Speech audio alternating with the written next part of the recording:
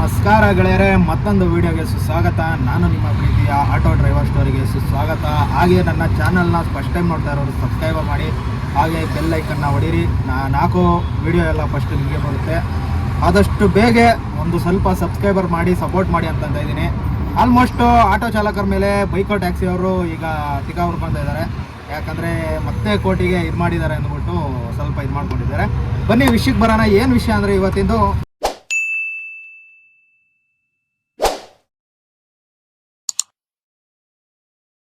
ಈಗ bike taxi ನಡೆಸ್ಬೇಕಂದ್ರೆ ಯಾವ ಥರ ಅಂದರೆ, ನಿಮಗೆ ಒಂದು ಎಲ್ಲೋ ಬೋರ್ಡ್ ಮಾಡಿಸ್ಕೊಬೇಕು, ಇನ್ನೊಂದು ಪರ್ಮನೆಂಟ್ ಇರಬೇಕು, ಹಾಗೆ ನಿಮಗೆ ಹೆಲ್ಮೆಟ್ ಕಡ್ಡಾಯವಾಗಿರಬೇಕು, ಇಬ್ಬರಿಗೂ ಸೇಫ್ಟಿ ಇರಬೇಕು. ಹಾಗಂತ ಅದಕ್ಕೊಂದು ಹೆಲ್ಮೆಟ್ ಇರಬೇಕು, ಹಾಗೆ ನಿಮಗೊಂದು ಡ್ರೆಸ್ ಕೋಡ್ಸ್ ಇರಬೇಕು, ಅದೇ ಮೇನ್ ಇರೋದು. ಹಾಗೆ ಸೇಫ್ಟಿ ನೋಡಬೇಕು ಮೇನು ಎಲ್ರಿಗೂ. ಈಗ ಬರೋದಾದ್ರೆ ಹೇಳೋದಾದರೆ, ಇವಾಗ ಆಲ್ಮೋಸ್ಟು ಬೇರೆ ಬೇರೆ ರಾಜ್ಯದವ್ರು ಬಂದುಬಿಟ್ಟು ಡ್ಯೂಟಿ ಮಾಡ್ತಾಯಿದ್ದಾರೆ. ಇಲ್ಲೂ ಗೊತ್ತಿರುತ್ತೆ ಎಲ್ಲ ಬೈಕ್ ಟ್ಯಾಕ್ಸಿ ಮಾಡ್ತಾ ಇರೋರು ಎಲ್ರಿಗೂ. ಮಾಡಿ ಪರವಾಗಿಲ್ಲ, ಡ್ಯೂಟಿ ಎಲ್ಲರೂ ಹೊಟ್ಟೆಪಾಡು ಅಂದ್ಕೊಂತೀವಿ, ಮಾಡಿರಿ ಪರವಾಗಿಲ್ಲ, ನಾವೇನು ಅದಕ್ಕೇನು ಒತ್ತಾಯ ಇಲ್ಲ. ಗೌರ್ಮೆಂಟಿಗೆ ಹೇಳ್ತಾ ಇರೋದು ಒಂದೇ ರಿಕ್ವೆಸ್ಟು, ಅವ್ರಿಗೂ ಒಂದು ರೂಟು ಬರಬೇಕು.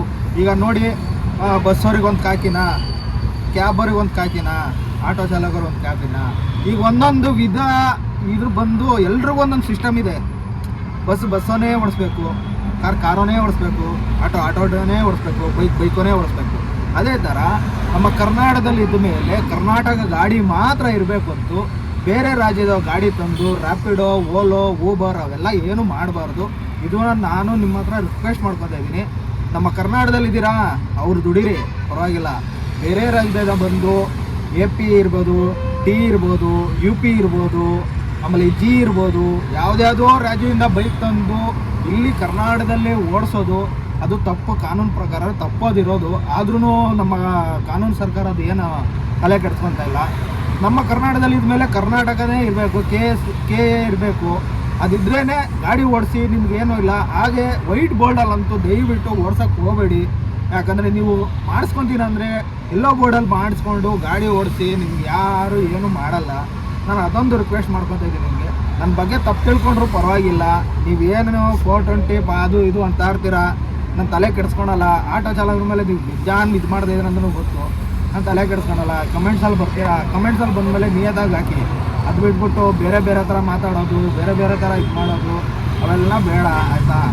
ಈಗ ನಾವು ಮಾತಿಟ್ಟು ನಿಮ್ಮ ಹತ್ರ ಕೇಳ್ತಾ ಇದ್ದೀವಿ ಅಂದರೆ ಏನಕ್ಕಂದರೆ, ಅದು ನಿಮಗೂ ಅರ್ಥ ಆಗಬೇಕು. ಯಾವನಲ್ಲಿ ಕುತ್ಕೊಂಡ್ಬಿಟ್ಟು ನಮ್ಗೆ ಸಂಬಳ ಬರ್ತಾಯಿಲ್ಲ, ಆಯಿತಾ? ಯಾವನೋ ಕೊಡ್ತಾಯಿಲ್ಲ ನಮಗೆ. ಏನಾರು ನಾವೇನು ಬಡ್ಡಿ ವ್ಯವಹಾರ ಮಾಡ್ತಾಯಿಲ್ಲ. ಬೆಳಗ್ಗೆ ಎದ್ದೇಳ್ತೀವಿ, ಡ್ಯೂಟಿ ಆನ್ ಮಾಡ್ತೀವಿ, ಕಷ್ಟಪಡ್ತೀವಿ. ಬೆಳಗ್ಗೆಯಿಂದ ಸಂಜೆ ನೈಟ್ 10-11 ಗಂಟೆವರೆಗೂ ದುಡಿತೀವಿ. ಯಾರಿಗೋಸ್ಕರ ದುಡಿಯೋದಡಿ?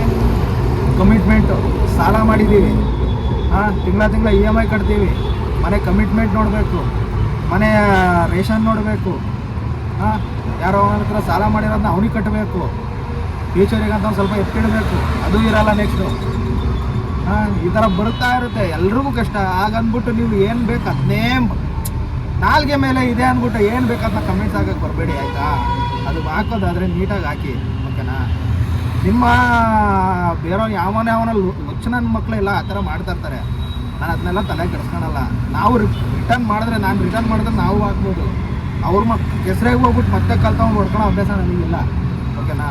ದಯವಿಟ್ಟು ಅರ್ಥ ಮಾಡ್ಕೊಳ್ಳಿ. ಹೇಳ್ತಾ ಇರೋದು, ನೀವು ಇದನ್ನು ರಿಕ್ವೆಸ್ಟಾಗಿ ನಾನು ಇದು ಮಾಡ್ತಾ ಇರೋದು, ಬೈಕ್ ಟ್ಯಾಕ್ಸಿಗಳು ಮಾಡಿಬಿಡಿ ಅಂತ ಹೇಳ್ತಾರೆ ನಾನು.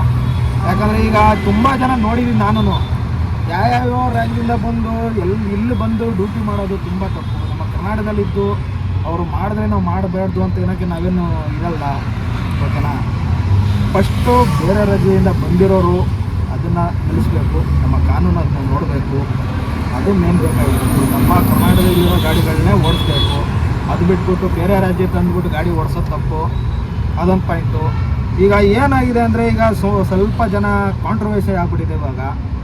ಏನಂದರೆ, ನಿನಗೆ ಕಂಡ್ರೆ ನನಗಾಗಲ್ಲ, ನಿನಗೆ ಕಂಡ್ರೆ ನಿನಗಾಗಲ್ಲ, ಆ ಥರ ಆಗ್ಬಿಟ್ಟಿದೆ ಕಾಂಟ್ರವರ್ಸಿನು.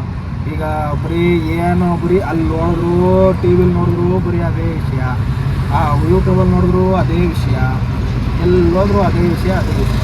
ರಾಜ್ಯದವರು ನೀವು ಸ್ವಲ್ಪ ಯೋಚನೆ ಮಾಡಿ ಅದನ್ನ ಡಿಸಿಷನ್ ತೊಗೊಂಡು ಬೈಕ್ ಟ್ಯಾಕ್ಸಿನ ಒಂದು ಮಟ್ಟಕ್ಕೆ ಮಾಡ್ತೀನಿ ಅಂತ ಹೇಳಿ ಯೋಚನೆ ಮಾಡಿ ನೀವು ಡಿಸಿಷನ್ ಮಾಡಿದರೆ ಅವಾಗ ಸರಿಯಪ್ಪ ಆಯಿತು ಅಂದ್ಕೊಂಡು ಇರ್ಬೋದಾಯ್ತು. ನೀವು ಒಂದೇ ಸತಿ ಘೋಷಣೆ ಕೊಟ್ಬಿಟ್ಟು ಇದನ್ನ ಚಾಲಕನನ್ನು ಇದು ಮಾಡ್ಬೋದು ಅಂತ ಹೇಳೋದು ಘೋಷಣೆ ಮಾಡಿಬಿಟ್ರಲ್ಲ, ಅವಾಗಲೇ ಇದಾಗಿರೋದು ಎಲ್ರಿಗೂ. ನೀವು ಎಲ್ಲ ಅದನ್ನ ಏನೇನು ಐತೆ, ಏನೇನೋ ಅದ್ರದ್ದು ರೂಲ್ಸ್ಗಳೇನಿದೆ, ಅದರಿಂದ ಏನೇನು ತಪ್ಪಾಗಿದೆ, ಅದರಿಂದ ಏನೇನು ಪ್ರಾಬ್ಲಮಲ್ಲಿದ್ದಾರೆ ಎಲ್ಲ ನೋಡ್ಕೊಂಡು ಹೇಳಿದ್ರೆ ಅವ್ರಿಗೂ ಒಂದು ಸ್ವಲ್ಪ ಹೋಗಿರೋದು. ಏನೋ ಯಾರೋ ಒಂದು ಆ್ಯಪು, ಯಾವುದೋ ಒಂದು ಇದು ಓಪನ್ ಮಾಡ್ಕೊಂಡ್ರು ಮಾಡಿದ್ರು ಎಲ್ಲ.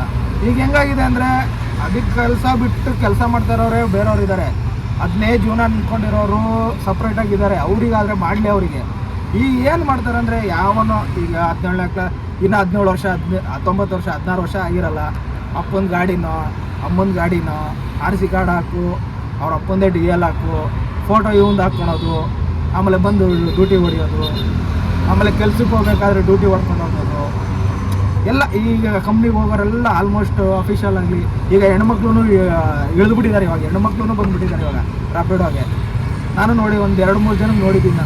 ನಾನು ನೋಡ್ದಂಗೆ ಎಲ್ಲಂದರೆ ವೈಟ್ ಫೀಲ್ಡಲ್ಲಿ ಒಂದು ಸತಿ ನೋಡಿದ್ದೆ. ನಾನು ಒಂದು ಲೇಡೀಸು ಬೈಕ್ ಟ್ಯಾಕ್ಸಿ ಮಾಡಿದ್ದು ನಾನು ನೋಡಿದ್ದೀನಿ. ನಾನೇ ಕೇಳೋಕ್ಕೆ ಹೋಗಿಲ್ಲ, ಬಿಡು ಹೊಟ್ಟೆಪಾಡು ಮಾಡ್ಕೊಳ್ಳಿ ಅಂತ ನಾವು ಸುಮ್ಮನೆ ಆಗಿರ್ತೀವಿ, ಜಾಸ್ತಿ ತಲೆ ಕೆಡಿಸ್ಕೊಳಕ್ಕೆ ಹೋಗಲ್ಲ. ಯಾಕಂದರೆ ನಾನು ಇವಾಗ ನಮ್ಮ ಕಷ್ಟ ನಮ್ಮದೇ ಕರ್ಕೊಂಡು ಊರ್ಬಾಗ್ಲಾಗ್ತಿರುತ್ತೆ. ಅವ್ರಿಗೆ ಹೋಗ್ಬಿಟ್ಟು ಕೇಳ್ಕೊಂಡು ನಮ್ಮ ಟೈಮ್ ವೇಸ್ಟ್ ನಾವೇ ಮಾಡ್ಕೊಳಕ್ಕಾಗ್ಬಿಡುತ್ತೆ. ಅವ್ರ ಜೀವನ ಅವ್ರು ಮಾಡ್ಕೊಂಡ್ರೆ ನಮ್ಮ ಜೀವನ ನಾವು ಮಾಡ್ಕೊತೀವಿ, ಕೇಳೋಕ್ಕೆ ಹೋಗಿಲ್ಲ. ಆದರೂ ಹೆಣ್ಮಕ್ಳಿಗೆ ಸೇಫ್ಟಿ ಇಲ್ಲ. ಇದು ಹೇಳ್ಬಿಟ್ಟು ಹೇಳ್ತಾಯಿದ್ದೀನಿ, ನೀವು ಬೈಕ್ ಟ್ಯಾಕ್ಸಿ ಮಾಡೋಕ್ಕಂತ ಹೋಗುತ್ತೆ. ಎಲ್ಲ ಒಂದು ಕಷ್ಟ ಸುಖ. ನಾವು ಒಂದು ಕಡೆ ಕಂಪ್ನಿಗೆ ಹೋಗ್ಬಿಟ್ಟು ಕುತ್ಕೊಂಡು ತಿನ್ಕೊಂಡಾರ ಕೆಲಸ ಮಾಡ್ಕೊಂಡು ಹೋಗಿ ಬೈಕ್ ಟ್ಯಾಕ್ಸಿಗೆ ಯಾಕೆ ಬರ್ತೀರಾ? ಒಬ್ಬೊಬ್ಬರು ಚೆನ್ನಾಗಿರ್ತಾರೆ, ಒಬ್ಬೊಬ್ಬರು ಚೆನ್ನಾಗಿರಲ್ಲ. ಎಲ್ಲರ ಕೈ ಹಾಕಿದ್ರು, ಎಲ್ಲರೂ ಇದು ಮಾಡಿದ್ರು, ಅವೆಲ್ಲ ಬೇಡ. ದಯವಿಟ್ಟು ಮಾಡೋಕ್ಕೆ ಹೋಗ್ಬಿಡಿ ಬೈಕ್ ಟ್ಯಾಕ್ಸಿನ. ಹೆಣ್ಮಕ್ಳು ಗಂಡು ಮಕ್ಕಳು ನಡೆಯುತ್ತೆ ಬಿಡಿ, ಅವ್ರದ್ದು ಹೆಂಗಿದ್ರು ಜೀವನ ನಮ್ಮದು. ಆ ಥರ ಬಸ್ರಲ್ಲಿ ಬಿದ್ದರೂ ಎದ್ದು ಬಂದುಬಿಡ್ತೀವಿ, ಆ ಥರ ಇರುತ್ತೆ. ಯಾರು ಬೈಕೊಬೋದು, ನಮ್ಮ ಆಟೋ ಚಾಲಕರೇ ನನ್ನ ಮೇಲೆ ಬೈಕೊಂಡ್ರೂ ಪರವಾಗಿಲ್ಲ. ಯಾಕಂದರೆ ಈಗ ನಾವು ಇದೇ ಥರ ಕಿತ್ತಾಡ್ಕೊಂಡು ಹೋಗ್ತಿದ್ರೆ ಈಗ ಸಾಗಿಸ್ತಾ ಇರೋದೇ ಹಂಗೆ ಆಗ್ತಾ ಇರೋದು. ನಿಮ್ಗೆ ಕಂಡ್ರೆ ನಮಗಾಗಲ್ಲ, ನಿಮ್ಮ ಕಂಡ್ರೆ ಆಗಲ್ಲ ಅಂತಾನೆ ಸಾಧ್ಕೊಂಡು ಹೋಗ್ತಾ ಇರೋದು. ಈಗ ಅದನ್ನೇ ಪದೇ ರಿಪೀಟ್ ಮಾಡ್ಕೊಂಡು ಹೋಗ್ತಿದ್ರೆ ಅದೇನಾಗ್ಬಿಡುತ್ತೆ ಅಂದರೆ ಇನ್ನೂ ಲಾಂಗ್ ಆಗ್ತಾ ಹೋಗ್ಬಿಡುತ್ತೆ, ಹೊತ್ತು ಕಡಿಮೆ ಆಗಲ್ಲ. ಅದನ್ನು ಹೈಕೋರ್ಟಿಂದ ಸುಪ್ರೀಂ ಕೋರ್ಟಿಗೆ ಹೋಗ್ಬಿಟ್ಟು ಅಲ್ಲಿ ಡಿಸಿಷನ್ ಆಗಿ ಎಲ್ಲ ಮಾಡ್ಕೊಂಡು ಬಂದ್ರೇ ನಮ್ಗೆ ಇದು ಕನ್ಫ್ಯೂಸ್ ಆಗೋದು. ನೋಡಿ, ಇದು ನಿಮಗೆ ಬಿಟ್ಟಿದ್ದು ಇಷ್ಟು ನನ್ನ ಮಾತುಗಳನ್ನ ಹೇಳ್ತಾಯಿದ್ದೀನಿ. ದಯವಿಟ್ಟು ಸಬ್ಸ್ಕ್ರೈಬರ್ ಮಾಡಿ, ಸಪೋರ್ಟ್ ಮಾಡಿ.